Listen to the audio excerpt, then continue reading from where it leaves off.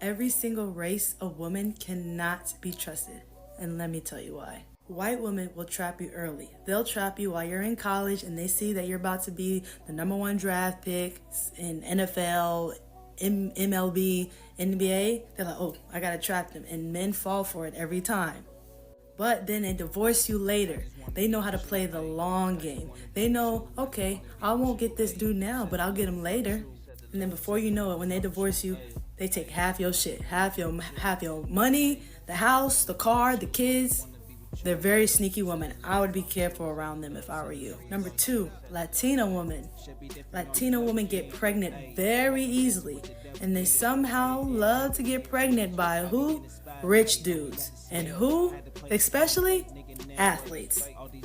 That's all I'm gonna say. Number 3, black women. Black women's standards are so high that not even God himself can reach them. Black women use their prime years to be with the thugs, the bad guys, the drug dealers, and then use their later years when their value depreciates, when their look fades, to be with the simps with money. Y'all ain't slick. Y'all ain't slick. And last but not least, Asian women. Asian women want to be white so bad that if you typically see them walking around the mall with older white men, if they're not with their own race, like another Asian, they're typically also walking around with an older white man. Why? Why? Because they value money and status. Someone had to say it.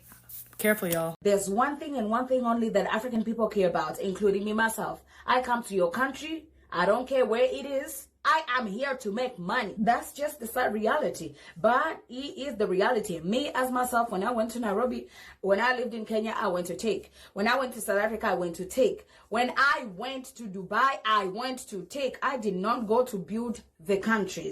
Now go home and smoke some more crack. When I was learning who I was so excited to know pretty much where I come from. That, hey man, listen, this whole time we thought we were Mexicans, and although technically we are, there's something deeper to just being Mexican. So when I was learning the history, I remember I thought that if I shared it with my mom, I would perhaps awaken something in her and perhaps also help her develop pride in that. So one day I sat with her and I said, hey mom, I was doing some research and I was finding out that we people from where we're from, we were known as Chichimeca. And she looks at me and she says, huh? It's like, yeah, we spoke an indigenous language and we're indigenous people, mom. And she says, no, we're not. I said, mom, what do you mean? We're indigenous people. And she says, ¿Estás pendejo? I said, then what are we, mom? And she says, somos mexicanos.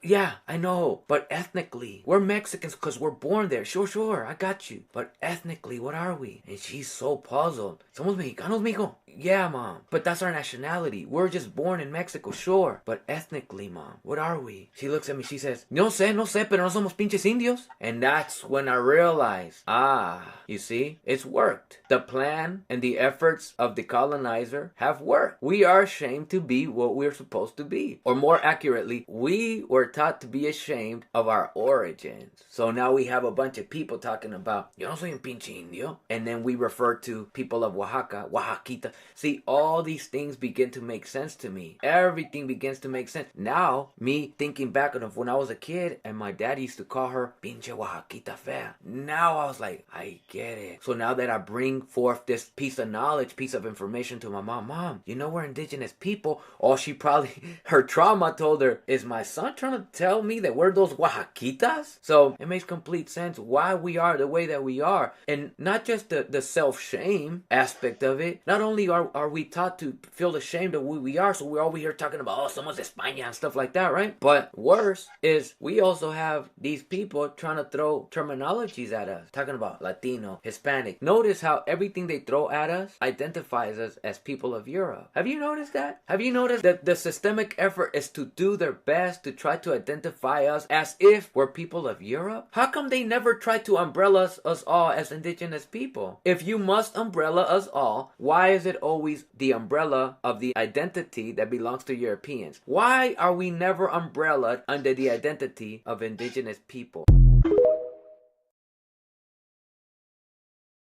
I don't want to damage you. I will beat the out of you. I want you to go ahead, touch me. You play with the wrong man. Touch me. Don't make me go off like a lion. I will destroy you. And you play with the wrong man. You don't know me? You play with the wrong man, bro. Yo, go. I'm telling you, I don't want no problem. Get out. No. I will beat it out of you right now. Do it. You understand? You play with the wrong man. You understand? Do it. And you do know you on camera being videotaped live that you gonna beat his ass. Don't make me smash you. Do it. Please do it, because if you do, you gonna lose your job today. You are videotaped live. Look, some people need to be gone, bro. And poke their noses up and say things like American Africans are lazy. How is it that I just got here from Africa and my family only been here for 5 years and we own the business and I've gotten my doctorate and I'm teaching at a university. And what I often have to do to humble some of our African immigrant brothers and sisters, because it's not all of them, but to humble some of them who are of that mindset, I have to remind them the reason why you've done so well in such a short period of time is because you're not considered a threat to this country. If you ever get out of hand, your citizenship can be revoked. If you ever get out of hand, your green card can be snatched. If you ever get out of hand, you can be deported back to Africa. African immigrants are not a threat to the United States of America. But the indigenous American African who built the country is a threat. Because number one, the country owes us. They owe us. We're the only black people here that America owes something to, and they don't like that. We sure as can. You want your whole colleagues to know that you like to say the N-word. That's what it is. No, yeah, that's what it is. Because why would you ever feel that comfortable to sit on the phone knowing you're speaking to a black woman? I don't give a damn what them kids said. The point is, it was tasteless. You've been here decades enough to know what you said was ignorant and racist.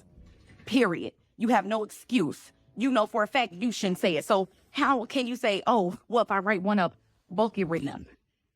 That's because you need to write up as well. You're using the same tasteless, disgusting words as 10-year-olds are using in this school.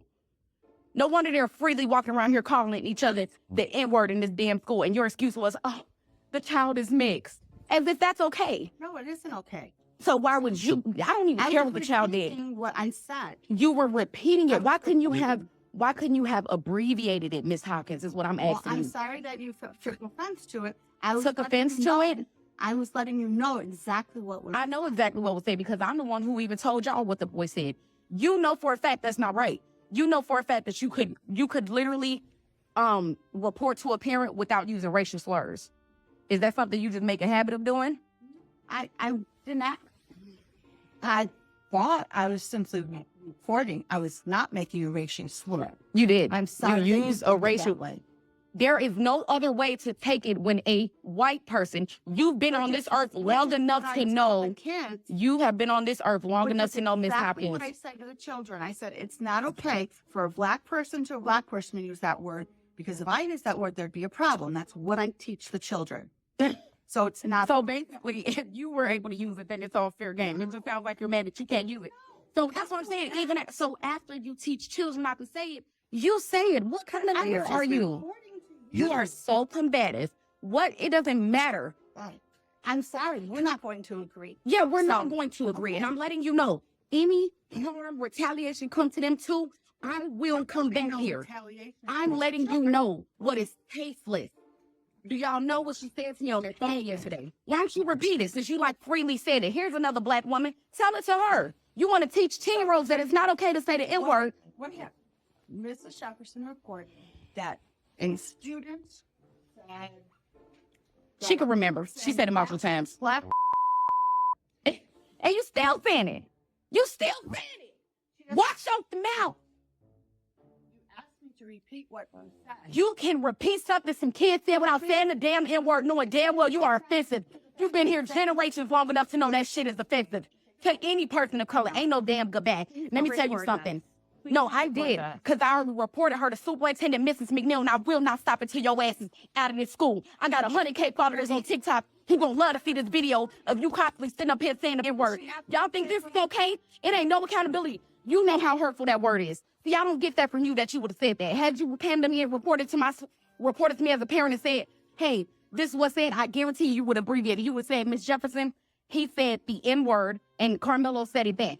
You would have abbreviated. You know why? Because I could tell you're that type of person. She likes to say it for fun, which is why she's studying here letting that drag. I will not stop. I will use every... We had to block out a lot of the words that were being used, but I'm pretty sure everybody got the gist of the situation. You had the principal or school representative talking directly to the parent, and she wanted to use certain types of phrasing that she knows she should not be using at all. And again, a lot of people can miss me with the whole thing and be like, oh, well, if you don't want other racists to say it, then maybe you shouldn't be saying it at all. Then nobody would say it. No, that's not how that worked, because way before black people were even using the word, guess what? Everybody else was still saying it. So again, that's falling directly on deaf ears. And I need people to try to move on to a brand new, different excuse that I've never heard of before, and stop trying to justify this nonsense every single time it gets showcased.